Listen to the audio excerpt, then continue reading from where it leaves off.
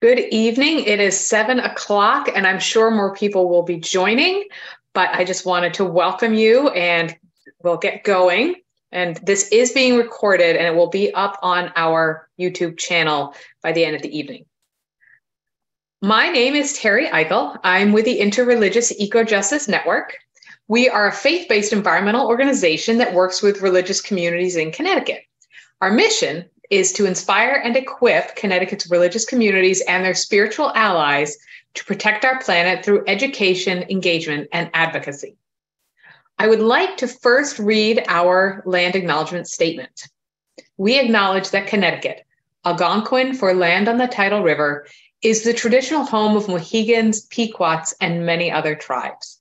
We are grateful for our Native people's care for their home and will strive to preserve it for the next 7 generations. Thank you. So IREJN works with religious communities on issues like climate change, toxic pollution, and biodiversity loss. This year, our work on climate change has a specific focus on how climate change intersects with other issues of inequity and injustice. And so tonight's topic is energy efficiency. Energy efficiency is a national choice for this work because energy efficiency is an important first step to reducing carbon emissions and fighting climate change, while also helping the most vulnerable members of our communities with rising energy costs and inadequate housing. So we have just about 30 different houses of worship from Connecticut represented tonight on this webinar, as well as 5 or so interfaith organizations and a few environmental organizations. So that's great.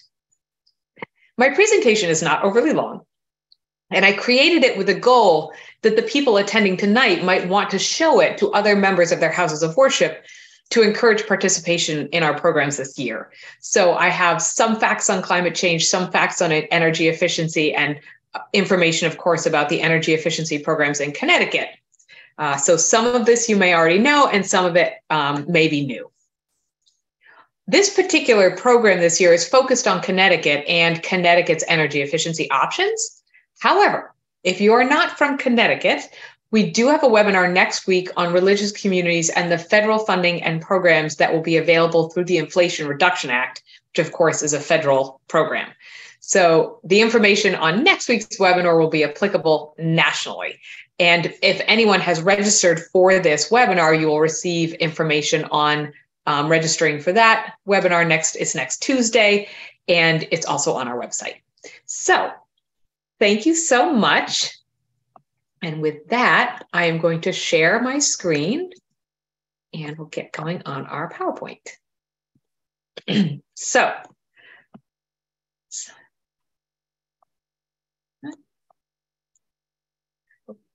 All right. Energy efficiency in 2023, as I mentioned, that's a core focus.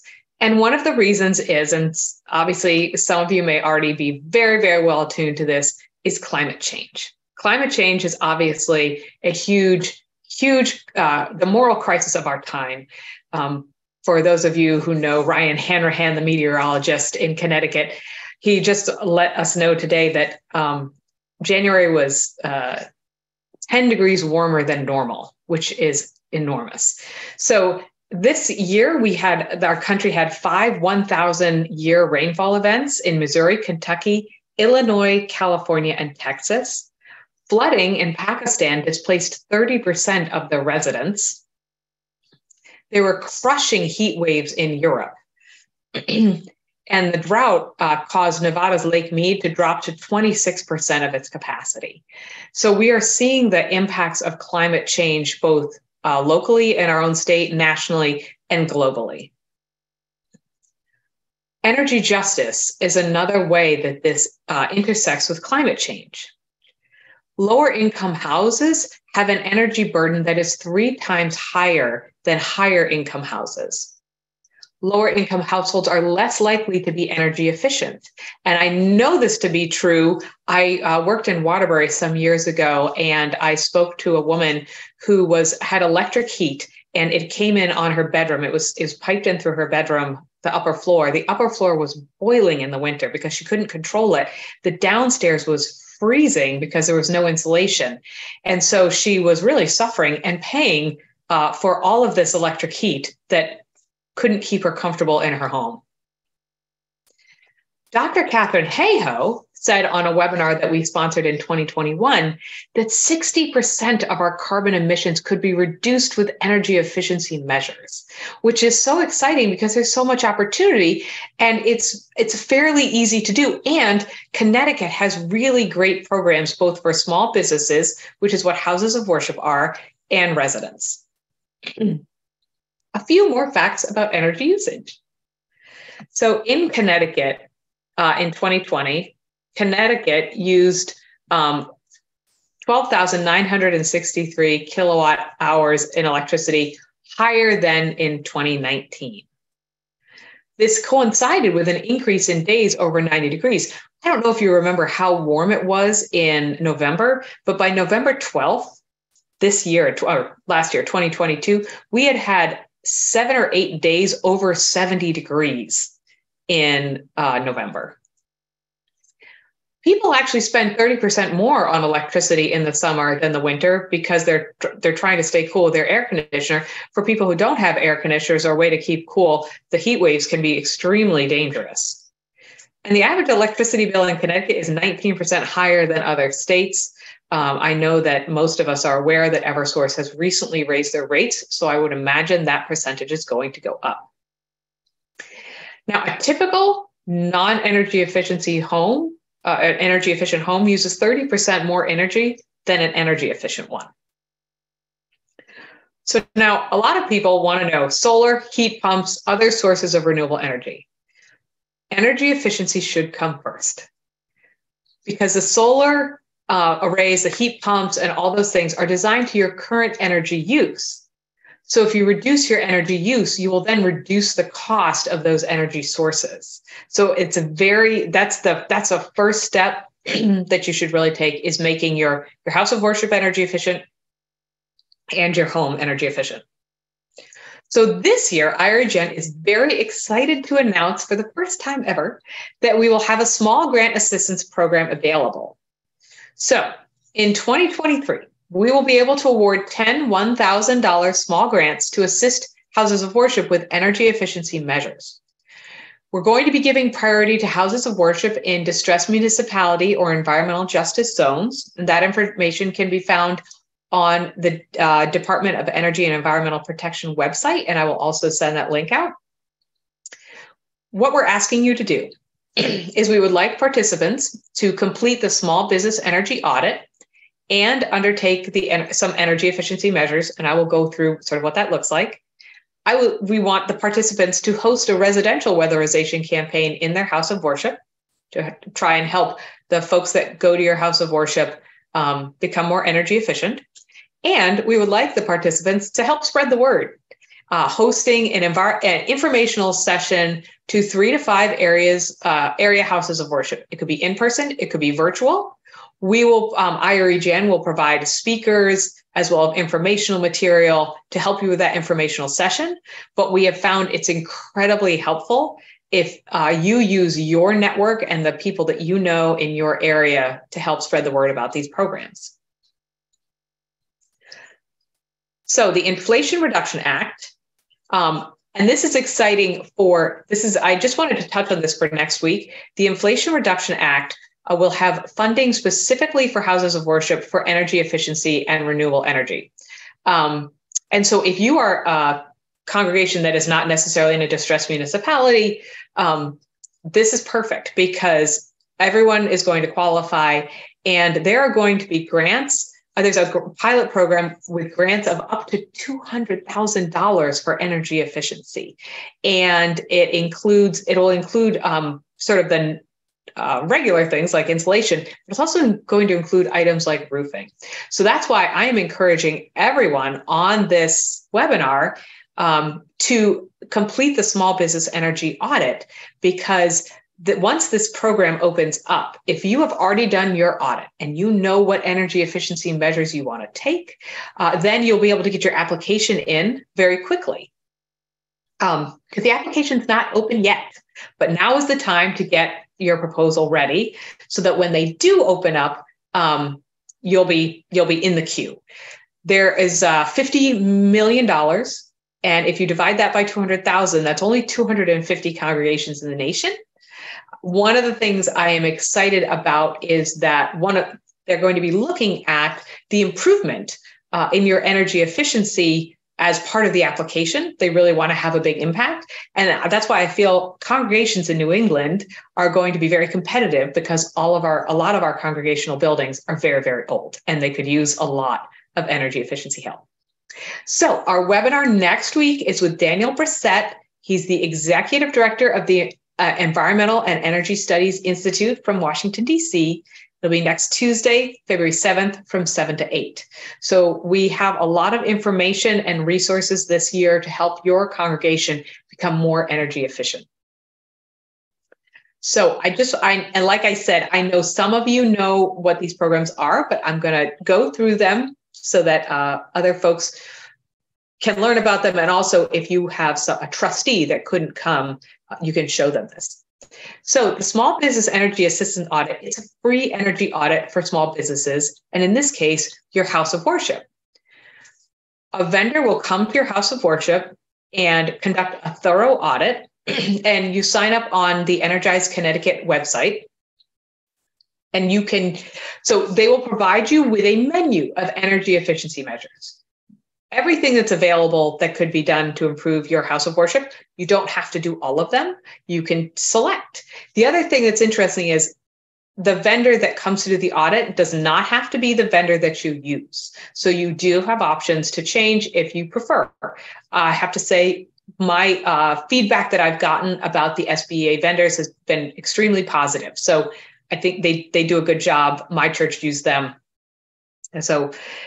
And then the cost can either be paid in one lump sum, or it can be spread out over your bill over a period of time. So it's designed to be accessible.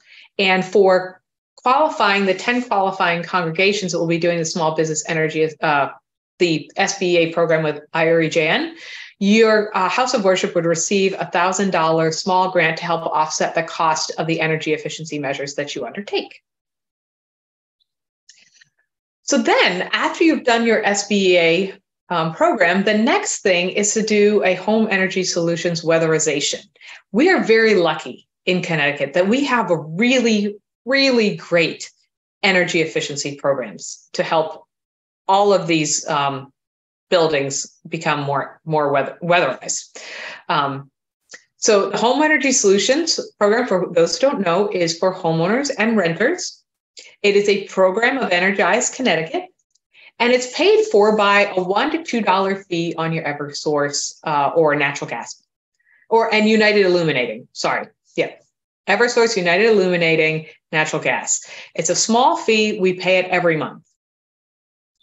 And there are two versions of the Home Energy Solutions. One has a copay, and one is for income eligible, which means there is no copay.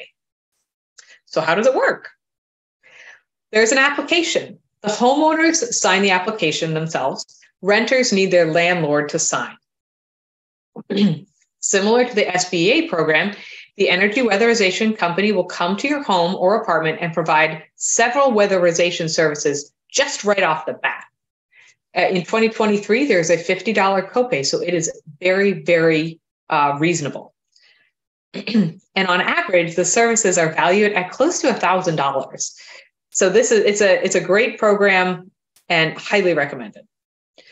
So what happens during the HES visit? They will conduct a blower door test and perform an energy audit to find out where energy is leaking. And so you can see on your screen, that is the blower door test. They will weather strip around the windows and the doors and seal things up. And I have to say, I had that done in an apartment I lived in Hartford, and the difference was noticeable. I lived in an old building, and weather stripping was amazing. They will install door sweeps. They will swap out incandescent light bulbs with LED light bulbs. And once it's completed, you qualify for other great rebates and incentives on additional measures like insulation. And so I will tell you a little story. When I was in New London, I lived in a duplex, and our landlord lived downstairs, and I convinced him to do the HES program.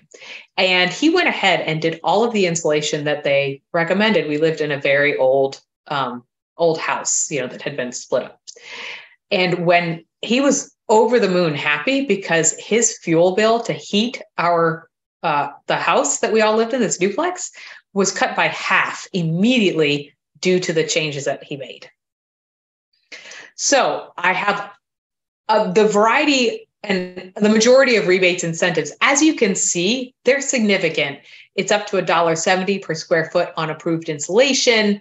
You can get up to $650 for replacement of inefficient gas furnaces, $100 for replacement of each single pane window with a qualifying Energy Star double pane window, $200 for qualifying air conditioning systems, up to $50 for replacement of certain inefficient appliances.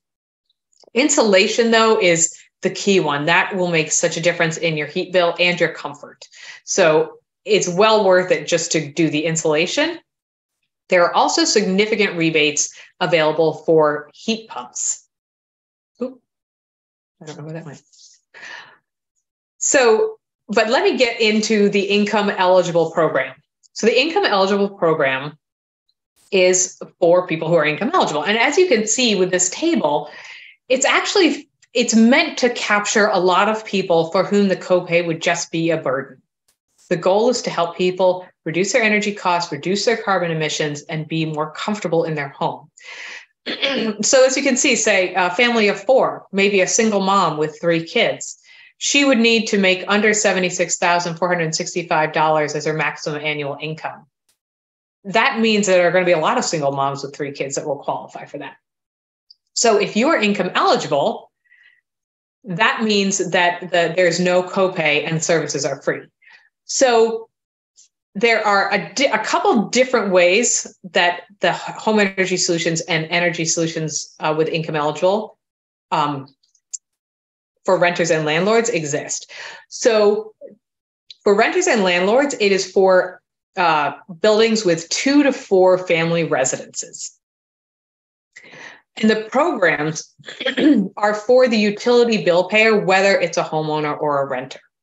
So a renter qualifies as well, even if they have to get their landlord to the owner of the building to sign on. So now 31% of Connecticut renters in Connecticut are actually considered extremely low income. For those of us in the religious community who feel that this is a moral, a moral imperative to address both climate change and injustice, this is a great way for us to really help people who are struggling and who are vulnerable. So here's the thing about income eligible for renters. If 50% of the renters in a 2 to 4 family or 2/3 of renters in a 3 family qualify for income eligible, all the tenants can get the income eligible benefits. So if you're in a 4 family and 2 of the units qualify, everybody qualifies. If you are in a 3 family and 2 of the families qualify, everybody qualifies.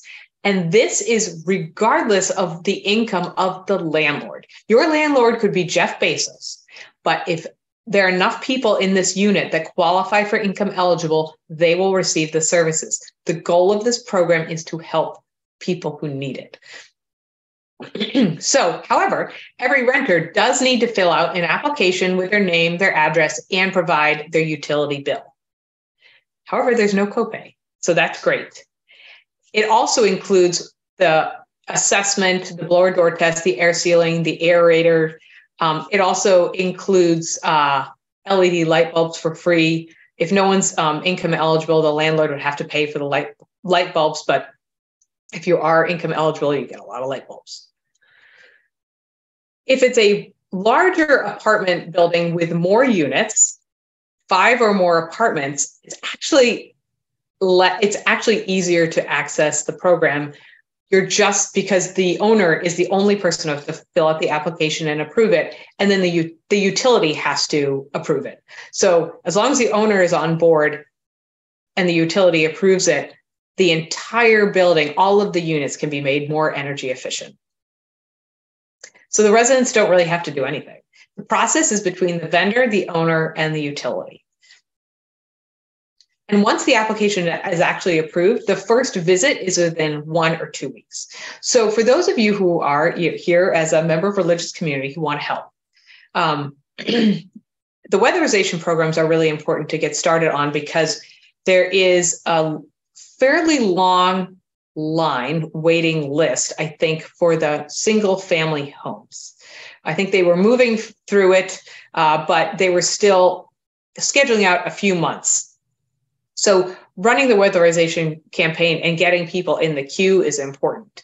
The 2 to 4 family units, that's more your mom and pop apartment dwellings. Those are usually, they're not huge landlord companies or residential companies. It's a person, maybe a couple, they have an investment property. So that from the religious community's outreach standpoint, can be sort of the most work because you've got to talk to the owner, then you need to get the renters to apply. So that's sort of, I think, probably the highest touch version of this program. However, there are so many low-income folks that live in those buildings that it's really worth it to make the effort to help those folks and those housing units become more energy efficient.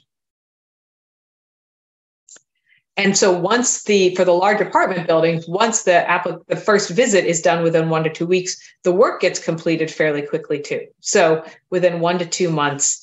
And IREJN has identified 3 different vendors or 3 or 4 different vendors that we really like. You do not have to use them, but we like them. And they offer a variety of services. For instance, some of them are also involved in renewable energy. Some of them have a lot of Spanish speaking and other language interpretations involved, have a lot of experience working with income eligible. One of them has a lot of experience working with large apartment buildings. So if you are in a city with a large apartment building, you've got folks that live there and you want to help them, we have a vendor that is really experienced in working with the landlord. So these are the increased opportunities for weatherization for home energy solutions for the income eligible. Installation of weather stripping, door sweeps, interior caulking around all the windows and the doors, low flow shower heads and aerators, insulation, repair or replacement of windows. And these are free once the utility approves it. So it can really make a huge difference. Testing, cleaning, repairing heating systems, obviously the LED light bulbs, installing carbon monoxide detectors, and then again, more rebates, financing incentives that the vendor can go over with you.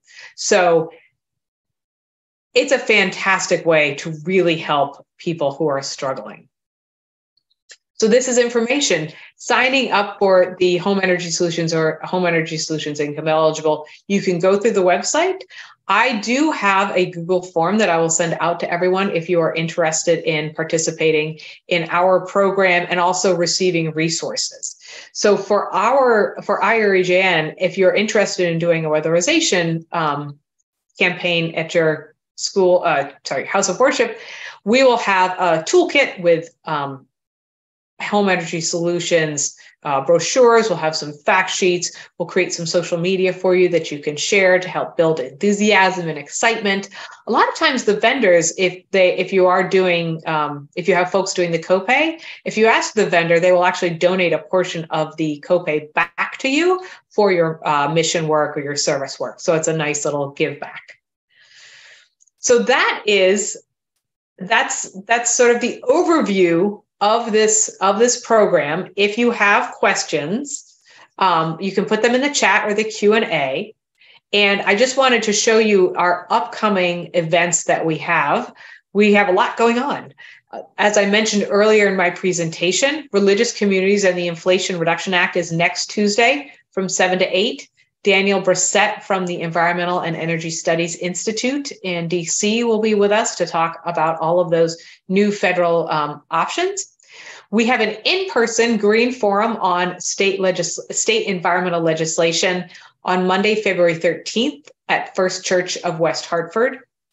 We're going to be hearing about climate and energy bills, toxic pollution, solid waste management and composting, and environmental justice. Our speakers include Senator Rick Lopes, who is the chair of the Environment Committee this year. We have Ann Kulik from Clean Water Action, Sam King from Blue Earth Compost, and Art Helmus with the Sierra Club. So it's going to be a really nice evening. The First Church will be offering light refreshments at 6 o'clock. So if you're coming from work and you'd like to grab something to eat and settle in, we're glad to have you. Then one of our co-founders for IREJN and a master gardener, Lynn Fulkerson, will be doing a webinar on growing a community garden on Tuesday, February 28th from 7 to 8:30. Food justice is another area of focus for IREJN this year. Again, how climate change intersects with other challenges vulnerable communities and people are facing. And finally, we've got the Faith Climate Action Week with the Interfaith Power and Light. Interfaith Power and Light is a national group. IREJN is the Connecticut affiliate. We're Connecticut IPL, and that's a wonderful toolkit of resources to celebrate Earth Day, celebrate the faith climate action, and really get your folks involved. So they have great opportunities there. All right, I see I have a Q&A. What is defined as an energy efficient home in this scenario? Well, in Connecticut, it is not uncommon to have homes without insulation, to have homes that are leaking air around the windows, to have single pane windows, to have lighting that is inefficient. So all of these programs will address those issues depending on how far you want to go.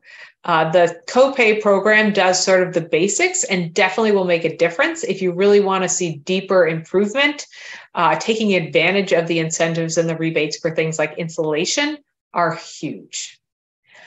Roland would like to know if I will email out this PowerPoint. Yes, I will.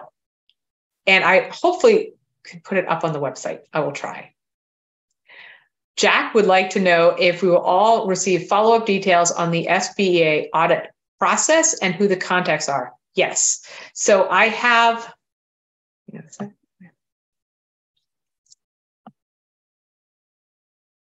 here we go. So I have some resources already on this PowerPoint. I will also email them out, and I will email out the Google form for IREJN's programs if you would like to participate with us and if you'd like to be eligible for the small grant. Like I said, we are hoping to prioritize religious communities in distressed municipalities. I will send you that list, and environmental justice communities, with the hope of really, really being able to help folks that need help. So Bettina wanted to know, what is the difference between the small business audit and the home energy weatherization?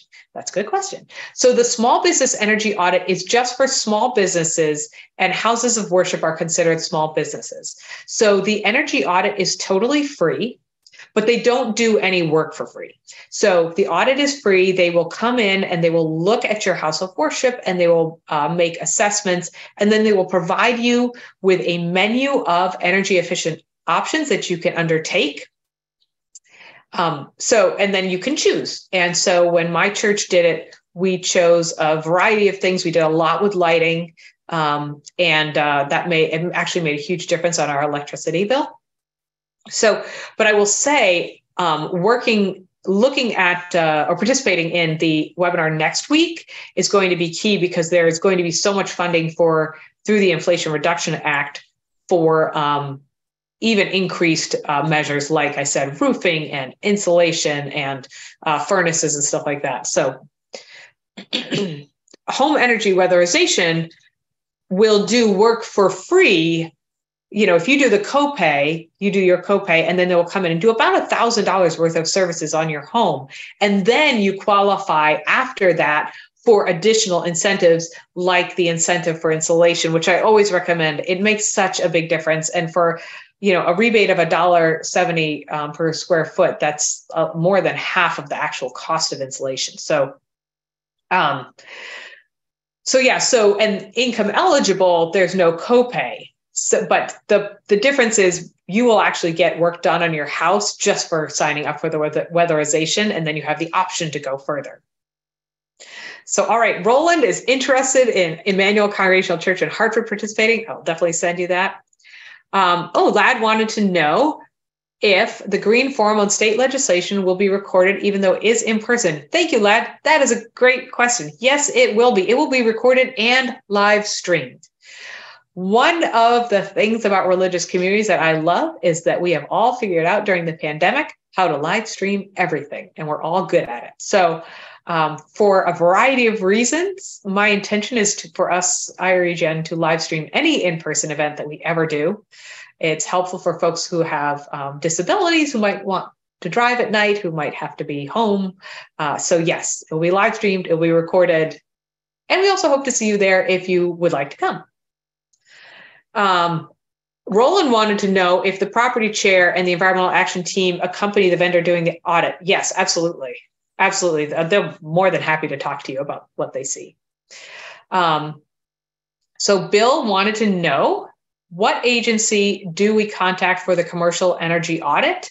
You can go right through energizect.com to sign up. And I can also send you a list of vendors that have gotten good great reviews from other houses of worship that we've worked with.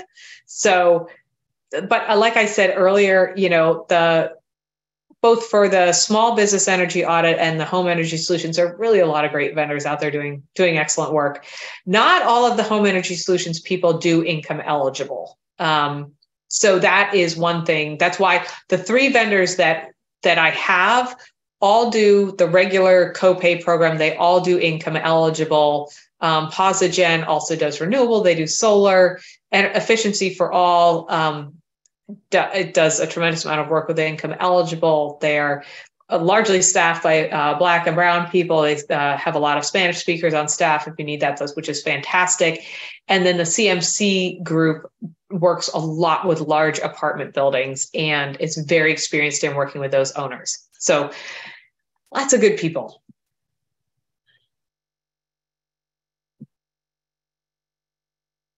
Yes, so Peter was just saying most HES audit vendors do their work and follow up with quotes for other recommended things on the report, such as insulation. That's absolutely right. And they make sure Energized Connecticut rebates are applied. We really are lucky in Connecticut. We have great programs, and the vendors are very committed to helping you save every dime and take advantage of it. So that's fantastic.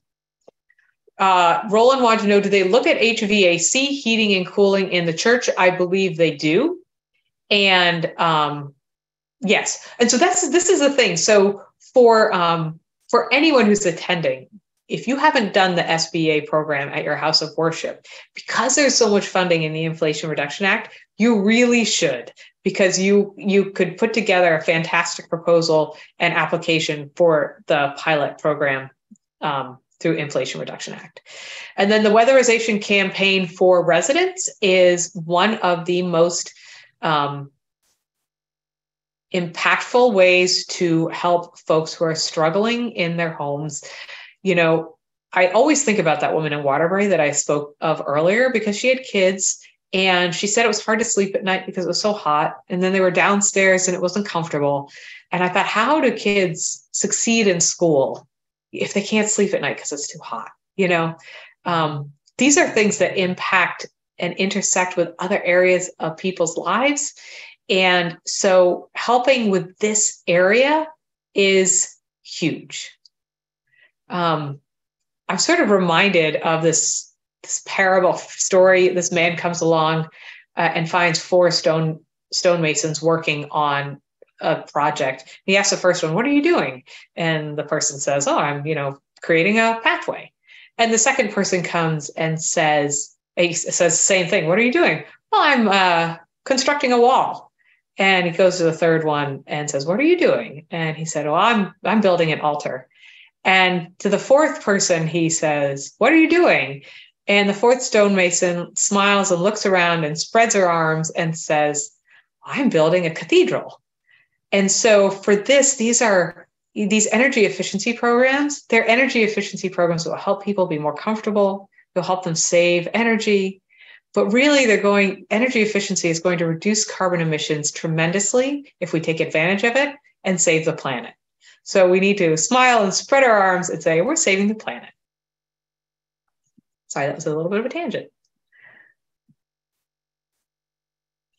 So Roland said, we tried to do an audit a few years ago with an engineering firm, but it was very costly. Roland, was the audit costly or was the work costly? It's always a challenge because the audit, the Small Business Energy Assistance, the audit program is free. The audit will not cost you anything. The work will cost you something, depending on what you choose. But like I said before, it's a menu of options. You can pick and choose. If something's not in your budget right away, you can do what is in your budget and then do the rest later. And it can be paid in one lump sum, or it can be spread out on your bill over a period of time. So, and they'll also give you a return on your investment. Roland said the audit was expensive. Yeah, no, the SBA program is free. You won't have any cost for the audit whatsoever. Several municipal utilities run the home energy savings program for free. Groton Utilities, Norwich Public Utilities, Bosra LMP, and possibly others provide this free service. Yes, thank you, Lad, for bringing that up. Obviously, so Energize Connecticut is through Eversource and UI, but for municipal utilities, that's obviously not, they're not in that. However, those the utility companies that Lad mentioned, Groton Utilities, Norwich Public Utilities, Bosra, probably Wallingford, they offer these free as well. We will just have to, if you are in one of those cities and you need help, then we will navigate that together and sort of learn about it together. But yes, they're really good. Someone is raising their hand. Would the IRA support putting solar panels over a parking lot? That is from Marion. I don't know. One thing that's exciting that Daniel will talk about is that the 30% tax credit that businesses and residents have been able to take advantage of in terms of putting solar is now going to be available to houses of worship, even though we don't pay taxes. So somehow, and Daniel will have the answers to those questions, but somehow houses of worship are now going to be able to access the 30% savings without having to go through a third party. So it's going to be, and it was designed really to address the issue that nonprofits and houses of worship were paying full freight for solar and not able to take advantage of that. So I don't know the answer to that question, Marion, but I bet Daniel will have either an answer or a much better idea. And I will say that not all of the details for some of these programs have been completely fleshed out, so we're still learning as information is released. All right, so Bill said, have I heard that the Connecticut Deep Energy team believes that after weatherization and insulation are in place for our homes and commercial buildings, the next major campaign for energy efficiency will occur in the application of modern control systems applied to building systems. I have not heard that, but I know that doesn't surprise me. But I do know that weatherization and insulation is still a largely untapped market. I think only 20 to 25% of Connecticut residents have even undergone the weatherization campaign program, and then maybe 10% of those people have actually done deeper measures like insulation. So there's still a lot of possibilities and opportunities with just the weatherization for our homes and our houses of worship. Some of the environmental legislation that we'll learn about on February 13th has to do with energy efficiency in lower income housing and also getting new buildings off of fossil fuels, so installing heat systems that are not fossil fuel reliant. But we will learn more about that on February 13th. So you should sign up and join us for that. Let's hear something else. A lot of questions. Let me see. Any other questions? Nothing in the chat.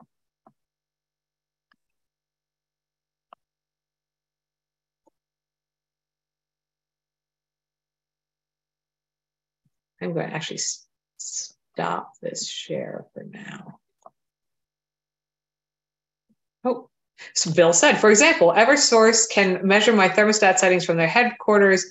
Oh, and change settings to reduce the need for rolling brownouts. I don't really know that much about that particular issue. I'm interested to learn, but that is fascinating. They can control your own energy use. Hopefully we won't have rolling brownouts. Thanks, Anya. Anya said it's great talk, very useful info. Like I said, this is being recorded. IREJN has a YouTube channel. I will put this up on the YouTube channel, as well as the webinar from next week will go up after that one. So you'll be able to refer back to this. If you have folks that you would like me to talk to or just give this presentation, I timed myself. It took about 20 minutes to get through all these slides. I'm happy to Zoom with your trustees, your social justice committee, your environmental action team. Okay, Nancy is raising her hand. I've actually never dealt with. Hang on a second. Oh, what just happened?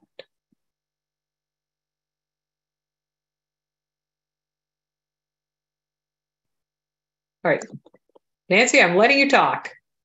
Maybe, wait a minute. Nancy is our board chair, one of our board chairs. I just want to say thank you for all this helpful information, Terry. Oh, you're welcome. It's like a whole new education for me. Oh, good. Oh, I'm so glad. I know it's a lot of information, but Connecticut has great programs and we just have to take advantage. And I really think religious communities are so well positioned to do this work. We have the communities that we see every single week. We have a care for people and the planet that is in pretty much all of our faith traditions. And so we really are an ideal demographic to do this. So I'm glad you liked it, Nancy. I hope many congregations take advantage of this. Yes, absolutely. You make it very streamlined. So hopefully they will. Great. Yes, likewise. And the next thing I'm going to be working on is pulling together that toolkit. I've found lots of interesting information that I think will really help folks who want to do a weatherization campaign present it easily and effectively to their congregations. So, all right, cool. And I think Janet Hooper also raised her hand. Janet? No, I didn't. Oh, you didn't. Sorry. Okay. I was just, carrying on. But thanks a lot. I mean, a lot to digest, and hopefully, again, as people said, can not only use it for their houses of worship, but use as an educational tool for people in their communities. Absolutely. Absolutely. Thanks. Thank you. All right, Roland. Hi, Roland. Roland, you there? Oh, you're muted though. Okay. There you are, Roland. Hey, this is wonderful. Listen, how do we set up a meeting? I mean, I'd love to set up a meeting with you, a Zoom thing with our property chair and our environmental action team together, because we're trying to work together. The property committee and our environmental action team is trying to work together because we got some major issues that we have to face. And I think that you're a very plain speaking person that the common person can understand. And our property guy is very sharp, but you can point him in the direction of the more sophisticated information that he might need to know, especially in relation to, we've got a 60-year-old boiler that's very efficient. It's like, we've done the lighting, we've done a whole mess of things, but it's still, the energy costs at the church are killing us. Right. And we just had a big annual meeting last Sunday, and those energy costs are going through the roof, even though we've tried really hard to do a whole mess of things, which has cut some of the energy costs. But I think if a person such as yourself from the faith community, if we could set up like when we have our next our team meeting, we meet the third Wednesday of every month. Okay. And if I could talk Keith Powell, who's our property chair, into coming to our meeting, that would be on the 18th. No, whatever, the third Wednesday of February, whatever that is. And you could maybe sit in on our meeting for a half an hour, or whatever. And sure. And can I try to see if I can make that happen? Definitely. So to Roland's point, I will send out a Google form where you can sign up and let me know, your contact information, the house of worship you are with, and the address for that house of worship. And I'll reach out and we can get, if you want me to set up a Zoom meeting with your folks, I'm happy to do it. I think it's very wise to have a building person and the social justice / environmental team together to discuss, because I think it makes a lot of sense, and they're going to wind up working together on this anyway. So it's good to get everyone in the room from the start. That's great. Great. Yeah. So that's terrific. Awesome.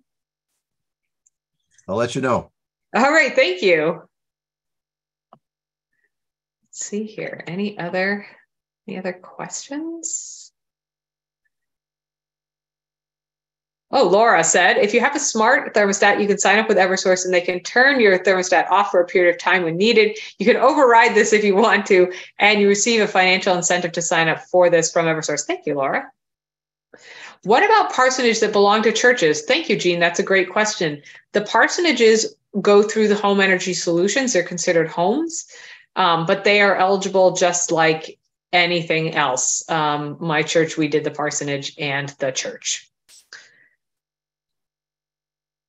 Sabina, yes. Can churches other than the 10 that get the grants work with IREJN and get the toolkit for this program?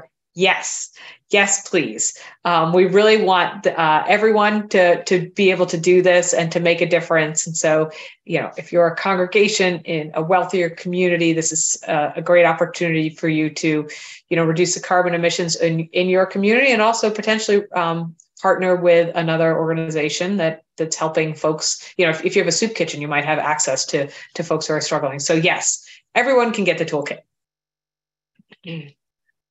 And Margaret wants to know, can I email contact information for houses of worship to all the attendees? Oh, I get it. Yes, the 3 preferred providers. Sure, absolutely. Yes, to the houses of worship. Yes, absolutely. They're great providers. I think you'll like all of them. And yes, I can definitely do that.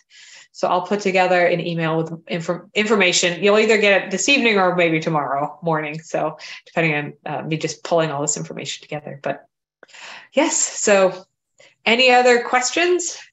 Oh, we're doing well on time. It's really nice. Oh, Bill has raised his hand. Hang on a second. Let's see if I can get to Bill. Hi there, Bill. Oh, hi, Terry. Unitarian Society of Hartford. Hey there. We have a historic building that was designed 60 years ago, and it's really hard to do work in there because any modernizations is going to be sort of invasive. And interesting. It's our building committee is faced with looking at not only modernization. We've done some modernization. We replaced the original boiler with energy efficiency boilers around 12 years ago. Okay. But it involves a lot of pipes and wires. So having a plumber on our building committee, that sort of people, technical people, and like plumbers and people that are knowledgeable, heating engineers and stuff, that because a lot of the changes that are coming down in the future are going to involve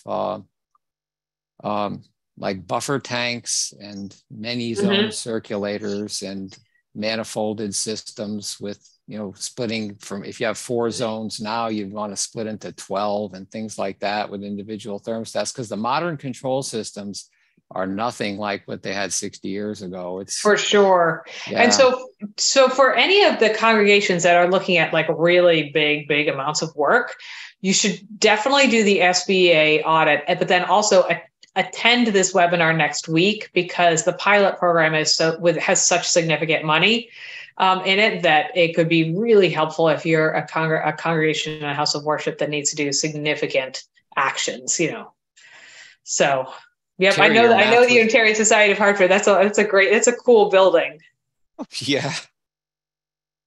Terry, Yeah. the last thing is that when your math said that the federal programs had $50 million under the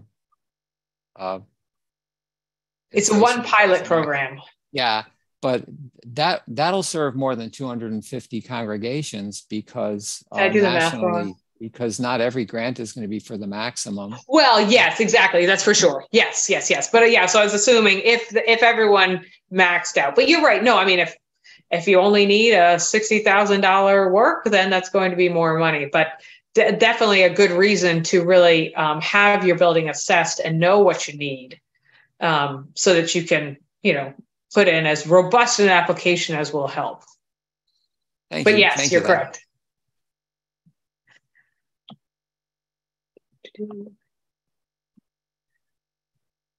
All right, folks. Merle. All right. So Merle was just saying it was a good review. Thank you. Some important new information. Thank you again. And they actually have Temple B'nai Israel and Willimantic, which you share with a church, which is great. And many folks who would also benefit from the HES and the HES IE program. So good. Merle, yes, let's be in touch. I know that there is a lot of need out in your area, and I'm excited for IREJN to help the religious communities make a big difference. And it's also it's a great opportunity for us to all talk about climate change. I think it's really incumbent on all of us to continuously talk about climate change and what we simply must do at this point to stem the tide. So, yes.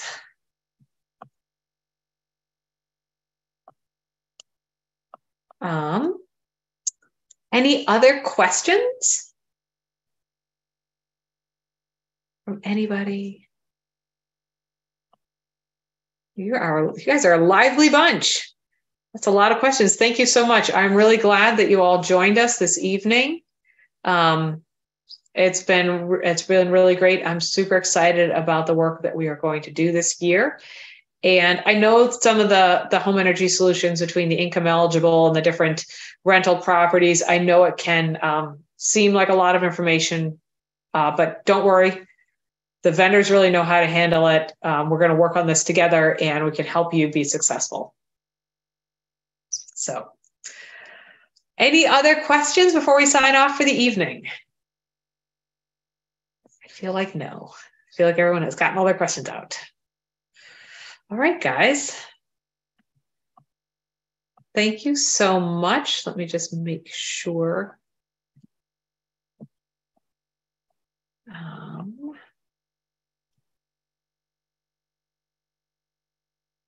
Anything else? Oh, my goodness.